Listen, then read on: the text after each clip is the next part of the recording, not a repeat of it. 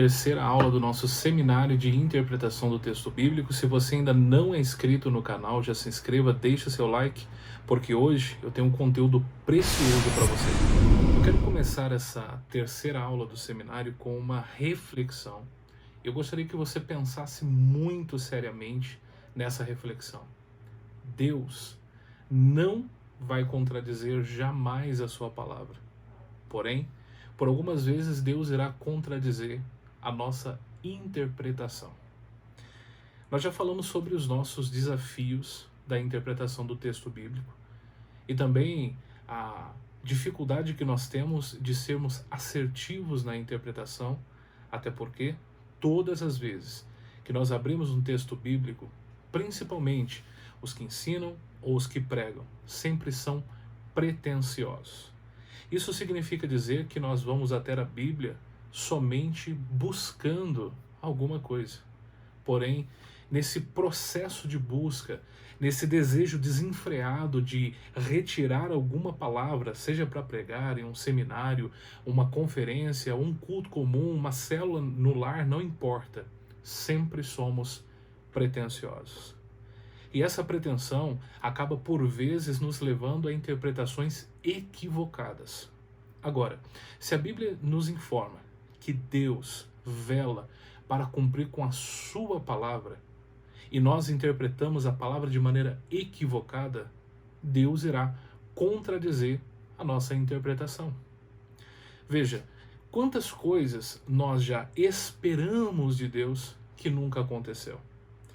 É Deus que está errado ou nós que estamos esperando de maneira completamente errada? Por isso, a importância de nós nos entregarmos ao conhecimento da interpretação real do texto bíblico, a fim de que nós nos frustremos menos, não com Deus, mas conosco. Esse é um dos nossos maiores problemas. Hoje, nessa aula, eu quero tratar com você de dois aspectos muito importantes nesse processo de interpretação do texto bíblico. Eu acredito que você já tenha visto a primeira aula, eu acredito também que você já tenha visto a segunda aula. Se você ainda não viu, ela vai estar aqui em algum lugar, tá, da tela. Você clica no link, assista, para que você possa aprender passo a passo a melhor forma de se compreender e de se interpretar um texto bíblico. Até porque nós estamos diante de uma maior dificuldade, a dificuldade psicológica. Nós pensamos que Deus é um ser enigmático e não quer que nós entendamos aquilo que está dentro da sua palavra. Ao contrário, Deus se importa e quer que nós conheçamos a sua palavra da maneira mais real possível. E dentro disso, logicamente, nós precisamos mergulhar dentro da compreensão e da interpretação do texto bíblico. Eu quero começar com você rapidamente, não quero deixar esse vídeo muito longo, porque eu quero trazer informação e quero trazer para você uma instrução junto com a informação para que possa ser algo prático. Primeiro ponto que eu quero conversar com você dentro desse vídeo é o ponto de analisar o contexto histórico da passagem. Isso envolve determinar o contexto histórico e específico do texto em questão. Muitas vezes nós lemos um texto com os olhares de um ocidental, com o pensamento do século XXI, analisando da forma grega. E isso nos dificulta bastante, até porque nós estamos diante de um texto milenar. Textos que chegam a 2.000, 3.000, 3.500 anos na palma das nossas mãos. Como nós já citamos em outra aula, a dificuldade também da tradução. Por isso, o contexto histórico é extremamente importante. Analisar uma passagem através do seu contexto histórico vai permitir que nós achemos o tom do enredo que está sendo declarado, ou compreender um pouco melhor como a lei foi professada diante do povo, ou entender as falas de Jesus, por exemplo, com as suas parábolas, quando Jesus estava na região, onde era uma região praiana da Decápolis, de frente do tão conhecido Mar da Galileia, ou Lago de Tiberíades. Jesus ele falava por parábolas como, por exemplo, o reino do céu é semelhante ao homem que lançou a rede no mar. Ou em outro momento, onde ele vai estar em uma região um pouco mais agrícola, ele vai dizer que o semeador saiu a semear. Então você percebe que Jesus ele se comunica de uma maneira a fazer compreender aqueles que estão ouvindo. Porém, isso é muito distante de nós, principalmente aqueles que moram numa capital. Imagina você que só conhece um condomínio, sobe e desce elevadores todos os dias, ouvindo a parábola do semeador. O semeador saiu a semear. O que passa pela sua cabeça? Ou, por exemplo, o reino de Deus é semelhante a uma rede que é lançada ao mar. Você já pescou alguma vez? Já teve uma rede nas suas mãos? Ou você só conhece a selva de pedra que está ao seu redor? Você percebe que existe uma grande dificuldade aí. Por isso, a delimitação do contexto histórico vai fazer com que algumas informações venham até você que possam elucidar o seu entendimento. Veja, eu quero dar alguns pontos para que você possa chegar à boa análise de um contexto histórico. Primeiro, quem escreveu? Entender quem escreveu vai determinar para quem escreveu e quando escreveu. Isso é muito importante. Por exemplo, é normal quando nós estudamos o Evangelho segundo escreveu Mateus, nós entendermos que Mateus ele vai direcionar o seu escrito aos judeus. Quando nós observamos o que Lucas escreveu, ele vai declarar, ele escreveu a Teófilo. Quando nós observamos o que João escreveu, ele escreveu num contexto universal para a igreja. Isso determina o nosso entendimento, porque para quem escreveu, quando escreveu e quem escreveu, determina o modo com que vai ser falado. Eu posso trazer a você uma informação e uma outra pessoa trazer a mesma informação até você e você perceberá que as informações são a mesma, porém de óticas diferentes. Outro ponto bastante interessante é você compreender a situação da época.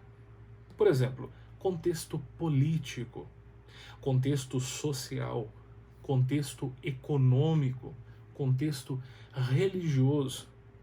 Você já percebeu que existem muitos povos dentro da Bíblia e com isso você vai perceber que Israel entra em batalha, sai em batalha, entra em batalha, sai de batalha, vai para cativeiro, sai de cativeiro e com isso vai havendo uma mesclagem nesse contexto histórico. E aí algumas coisas vão mudando, como por exemplo o contexto político, depois o contexto social.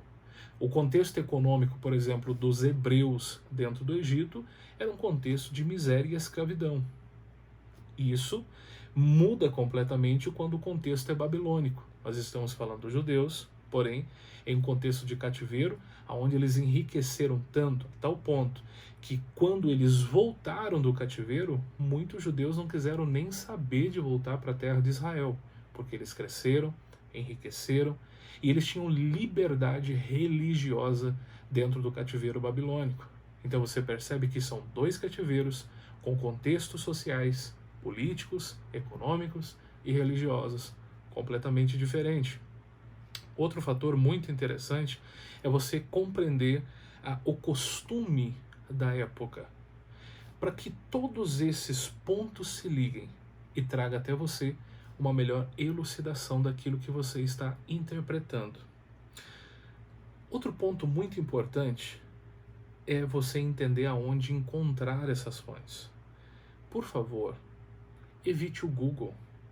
Se você for buscar no Google, você não vai ter uma fonte coesa. Hoje nós temos muitas informações mirabolantes que não são reais. E isso pode trazer alguns problemas para você no meio do caminho. Principalmente se você estiver ainda num processo de formação de princípio teológico. Eu quero indicar que você, primeiro, observe o texto. Sempre o texto pelo texto. Guarde essa máxima. A Bíblia interpreta a Bíblia. Segundo, vá em introduções de comentários, introduções do Antigo Testamento, introduções do Novo Testamento. Existem muitas obras fantásticas, invista em livros, em boa literatura teológica, em bons escritores. Hoje você tem acesso na palma da sua mão. Você não precisa nem pedir para que o correio entregue na sua casa. Você já pode baixar e sair lendo. Outra coisa muito importante para que você compreenda todo esse contexto é você ter comentários bíblicos. O comentário, ele é particularmente de visões muito específicas. Porém, ele vai te revelar muitos contextos de pontos históricos, de costumes, social, econômico, religioso. Existem inúmeros comentários dentro do mercado, mas eu quero te indicar dois que são muito importantes. O comentário bíblico Beacon, tanto do Antigo Testamento quanto do Novo Testamento, e também um dos mais tradicionais comentários, que também tem filosofia e teologia, chamado Champlin. É muito importante você ter em suas mãos esses materiais, como também algumas bíblias de estudo, como Bíblia de Aplicação Pessoal, Bíblia de Estudo Dake, uma das tradicionais do meio pentecostal, Bíblia de Estudo Pentecostal. Para você que está se engendrando dentro desse meio teológico, você vai achar um bom caminho por aí. Outro ponto muito importante para que nós possamos compreender é o seguinte: nós precisamos analisar o contexto literário da passagem. Então, nós temos aqui o contexto histórico. Agora, nós precisamos entender o gênero literário ou o contexto literário da passagem. Bom, nós temos a Bíblia nas mãos. Fechada, apenas um livro. Porém, nós já estamos quase que exaustos de saber ou de pensar que, na realidade, nós temos uma coleção de livros nas nossas mãos. Protestante, nós temos aqui 39 livros no Antigo Testamento, 27 no Novo. Ok? Isso faz o quê? Isso faz com que nós estejamos diante de muitos gêneros literários.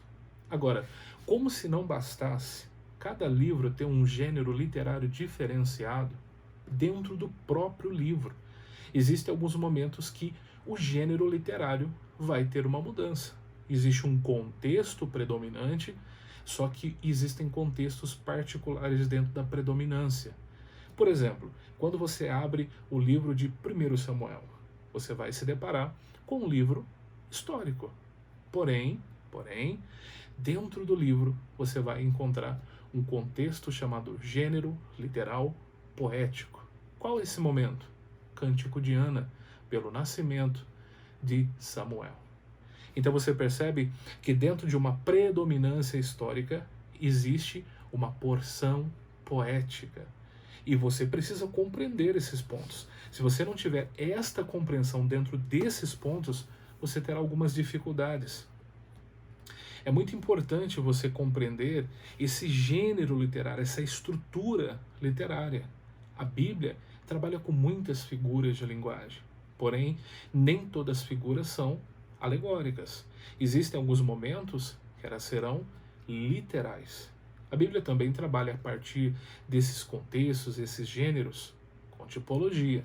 E aí você vai puxando algumas ramificações dentro desses contextos. Então você vai ter dentro da Bíblia narrativas, ponto de lei, poesia, profecias. Você tem que observar com particularidade cada texto. Porque observando com particularidade cada texto, você vai tirar dele a riqueza mais preciosa que vai estar ao seu dispor. Nós temos um mal dentro de nós que é pressa. Ler correndo. E a leitura ela tem que ser feita com calma.